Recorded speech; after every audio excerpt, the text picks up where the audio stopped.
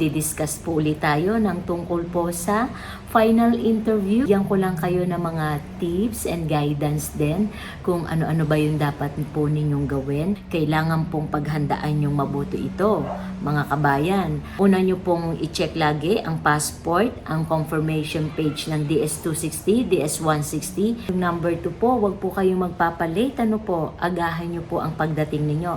Mahirap po kasing kumuha ng slot. Yan po ang tatandaan yon.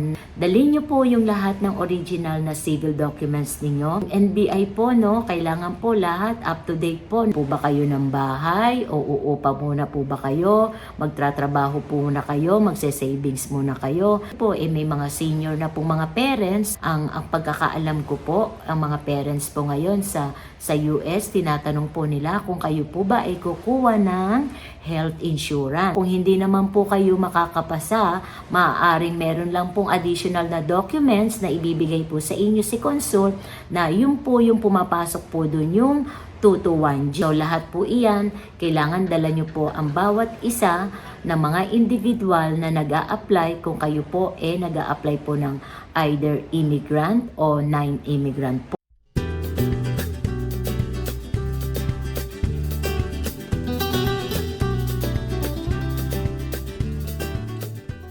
Hello po mga kabayan, nagbabalik po ako ngayon, si Jeannie Pinay Hawaii, at nandito po ako ngayon sa Pilipinas dahil meron po akong pinaprocess ng aking alagang aso na si Cottons.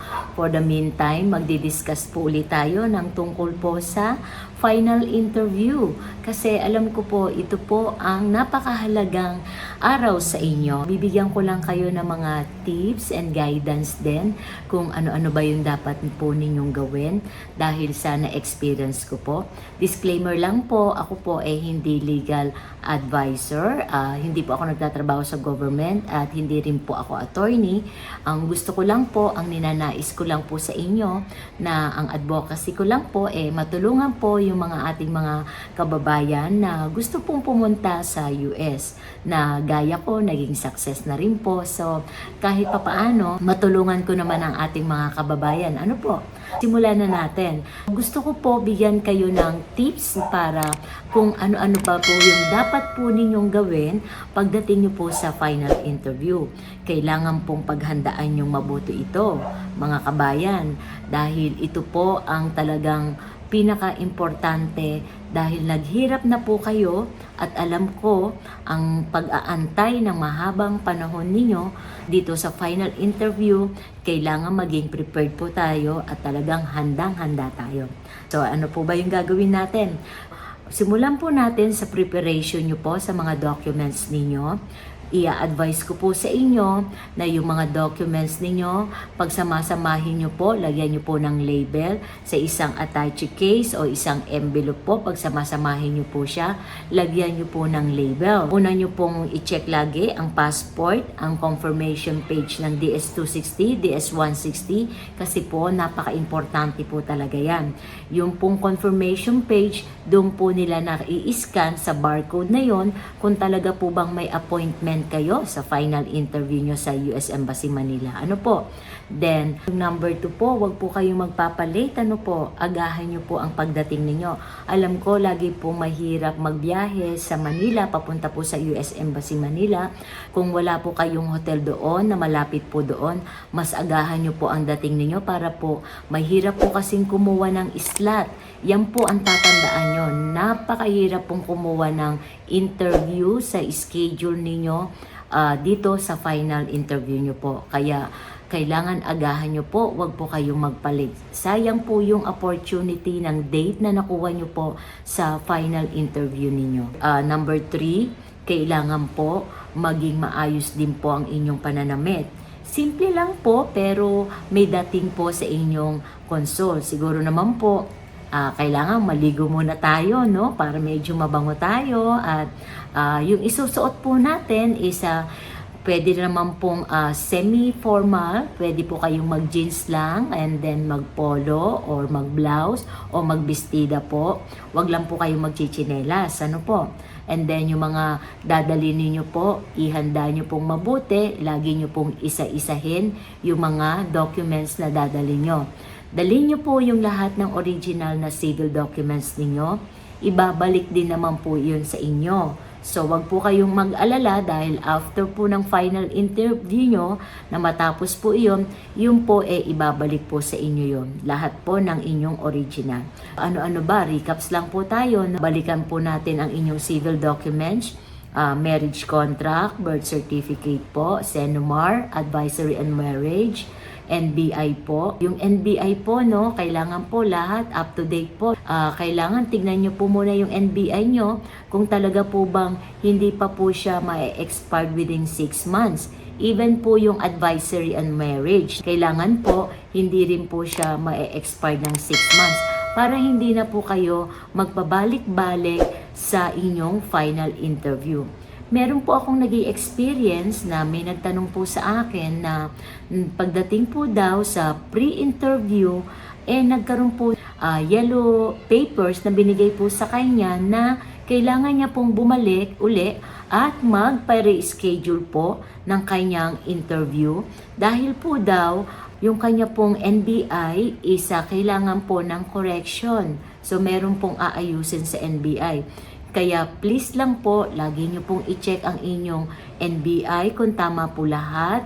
Kung kayo po nagpalit na ng inyong mga apelyido po, ng inyong mga apelyido sa asawa ninyo, o kung meron pa po kayong correction doon sa inyong binago nyo pong pangalan, kailangan po, ganun din po ang mag-a-appear doon sa NBI nyo. Kung halimbawa also known as na nagpalit po kayo ng apelyido ninyo ng 2 o 3 beses kayo nag-asawa, kailangan po nandoon din po iyon sa NBI nyo.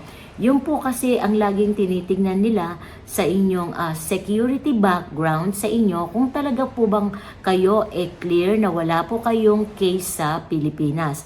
Medyo napakahigpit po talaga ang US Embassy Manila. Yun po talaga lagi po nilang tinitignang mabuti ang inyong NBI. Okay, number 4, yung po sa petitioner ninyo, kailangan nyo po ipaghandaan nyo rin po ang kanyang mga affidavit of support documents. Ano po, yung mga financial support documents po ng inyong petitioner, kailangan meron din po kayong dala, o yung divorce decree po ng inyong asawa.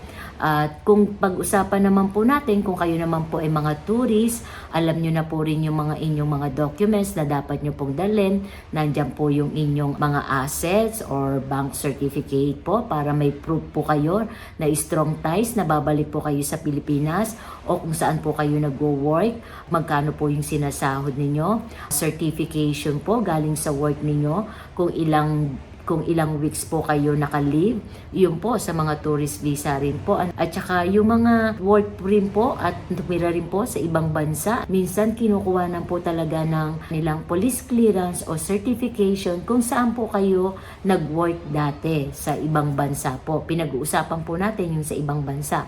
Ito po paulit-ulit ko pong sinasabi, yung mga hindi pa po nakakakilala sa akin sa Pinay Hawaii, na eto po, lagi po akong nagpapaalala sa inyo pagdating sa final interview.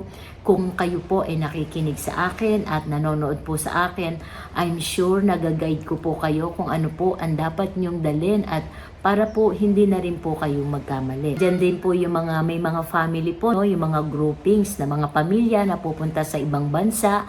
Minsan meron 2 o 3 po mga pamilya yan. Alam ko po, sabay-sabay na rin po yan na i-interview sa final interview.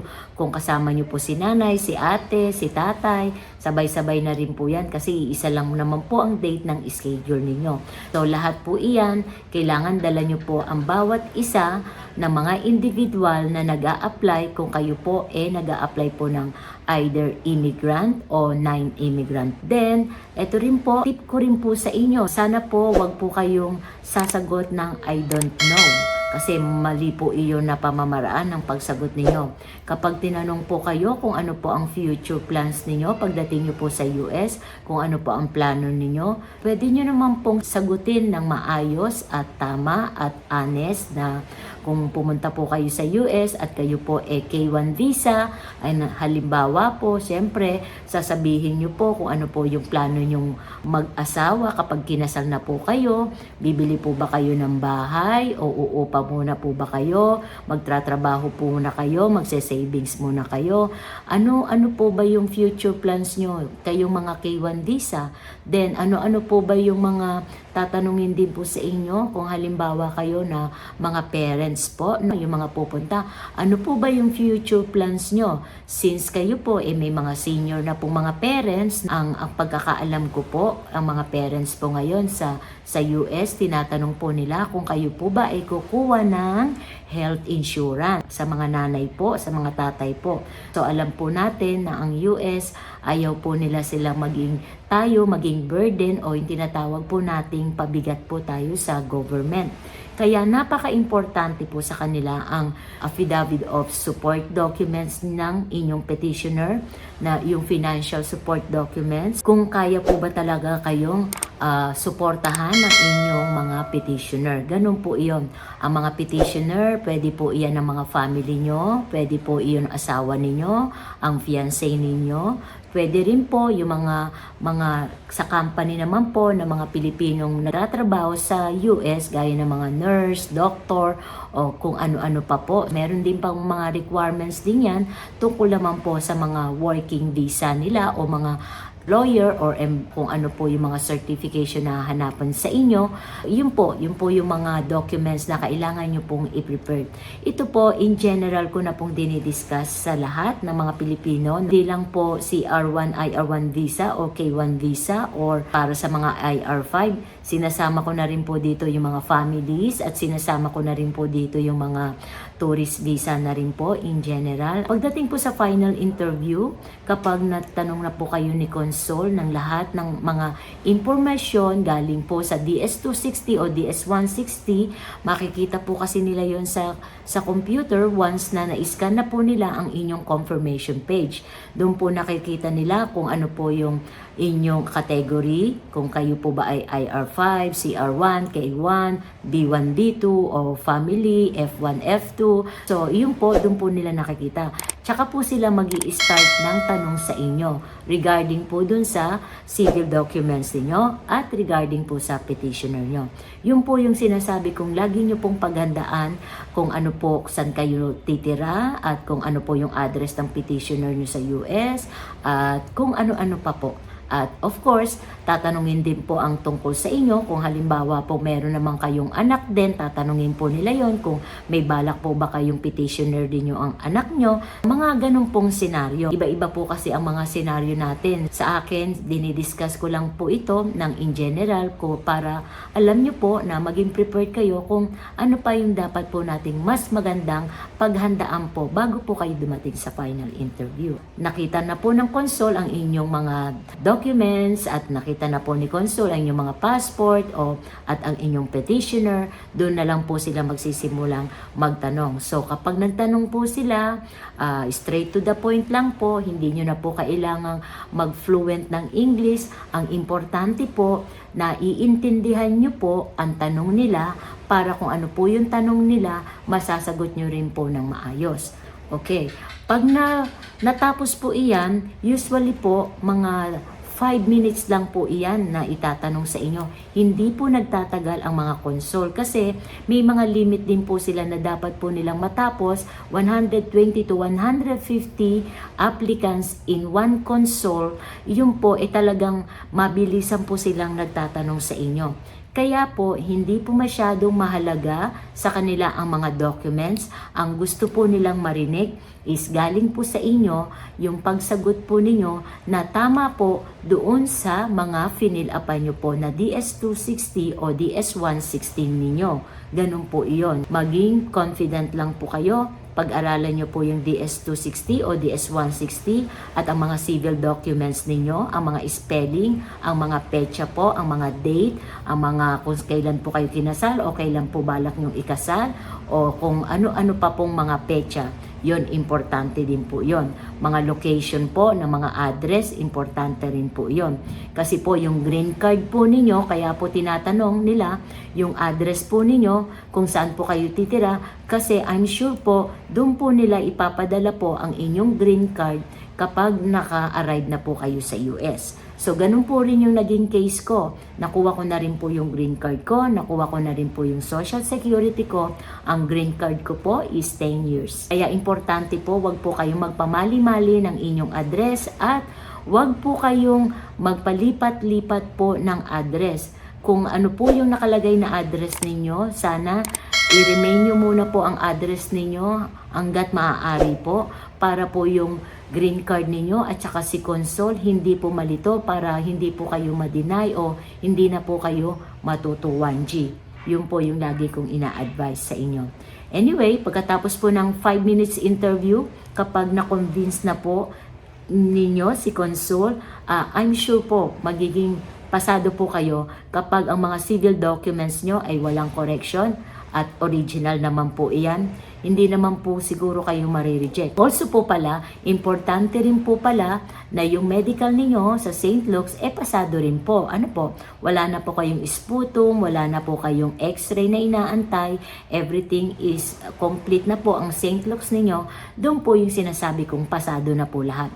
Kukunin po nila yung passport ninyo and then bibigyan po kayo ng pamphlet na puti. Yung pamphlet na puti pong iyon, sinasabi lang po doon kung ano po yung mga rights nyo pagdating nyo sa US. Nakasaad po doon yung mga violation or domestic rights. So, babasahin nyo lang po iyon. Iyon po yung kulay puti na bibigay po sa inyo. Makakapasa po kayo. Ano po? Ngayon naman po, kung hindi naman po kayo makakapasa, maaaring meron lang pong additional na document na yun po yung pumapasok po doon yung 221G. Yung po yung 221G na iba-iba po yung kulay, depende na lang po kay Consol kung ano po ba yung hihingin pa nila sa inyo kapag incomplete documents po kayo o kung doubt po sa inyo ang Consol dahil meron po siyang hindi magandang nakikita sa mga documents o hinala o hindi po nagmamatch, doon po nagkakaroon po ng 221G. Pero wag po kayong mag-alala, sa 221G po, hindi po yan denial, no? So, hindi naman po rin kayo, ibig sabihin lang po niya, naka-hold lang muna hanggang maibigay nyo po yung tamang documents na gusto po nila. Halimbawa po, yung police clearance, nakita po nila, nagtrabaho po pala kayo sa United Emirates Arab o sa Hong Kong. So, pakukuwanin po nila kayo ng clearance po o certifications na kayo po wala pong criminal case doon sa naging work niyo o nag-stay po kayo sa ibang bansa. Kasi po, kapag 6 months, more than 6 months na po na nagtrabaho kayo o nag-stay po kayo ng other countries, ng foreign countries, hihingan po talaga kayo ng police clearance na yan. So, yun po yun. So, kung meron po kayong mga case na may hirap po, na merong complicated case po, no? Minsan hindi ko po siya masasagot kasi hindi naman po ako lawyer, no? So, ang lagi ko lang pong ina-advise kung ganyan pong medyo meron na pong mga complicated case na mga ganyan pong case ng hindi ko po masagot, lagi ko na lang pong advice na mas maganda po, consult po kayo sa attorney, immigrant, sila po yung mga makakatulong sa inyo at makakapagbigay ng advice o sila rin po yung pwedeng mag-process kung talaga pong napakahirap ng case ninyo. Ganun po iyon. So anyway, balik naman po tayo dun sa sinasabi ko sa inyo na kapag hindi po kayo nakapasa, magkakaroon ng 221G. Then, meron naman pong ibibigay na instruction po sa inyo kung paano po yung gagawin nyo. Doon po sa papel na yon, sasabihin po sa inyo kung ano po yung dapat nyong gawin. Ang alam ko po, checkin lang po nila yung item na yon kung ano yung kulang ninyo. Tapos, iyon po yung ipro-provide ninyo. Either ang instruction po doon, pwede nyong i-upload po doon sa CAAC nyo o pwede nyo pong ipadala iyon sa VAC, sa Parcal, yung additional documents na 221G at pwede pong ibigyan kayo ng instruction na pwedeng kasama na po yung passport nyo o pwede naman pong wag nyo muna pong isama ang passport nyo. So, basahin nyo pong mabuti kung ano po yung nakasaad sa 221G.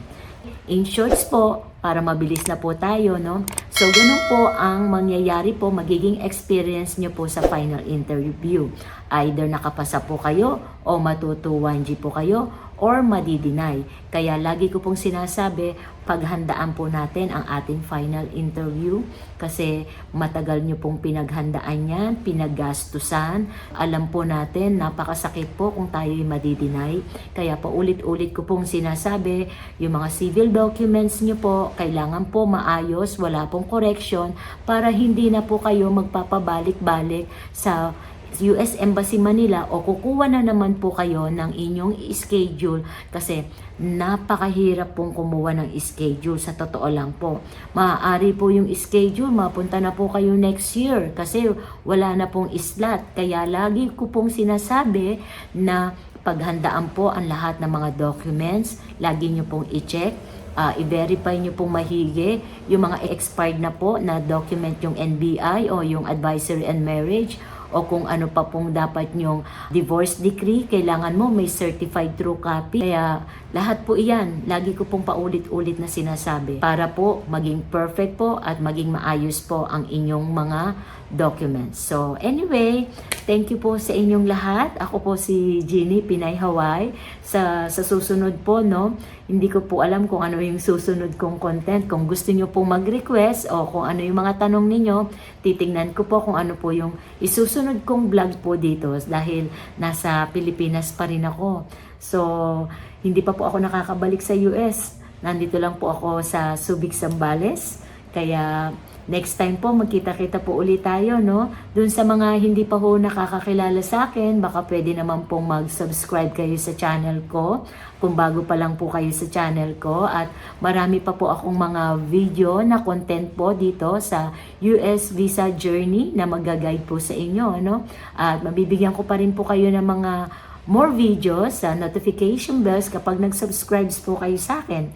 And also, pakishare na rin po para naman po tayo makatulong na rin sa mga ibang Pilipino na naghahangad na pumunta po sa US. Ano po?